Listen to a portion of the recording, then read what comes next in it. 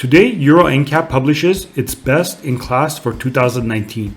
55 cars were assessed, among which 41 achieved the top accolade. This makes 2019 one of the most impressive years on record since Euro NCAP started to evaluate consumer safety of cars on the European market.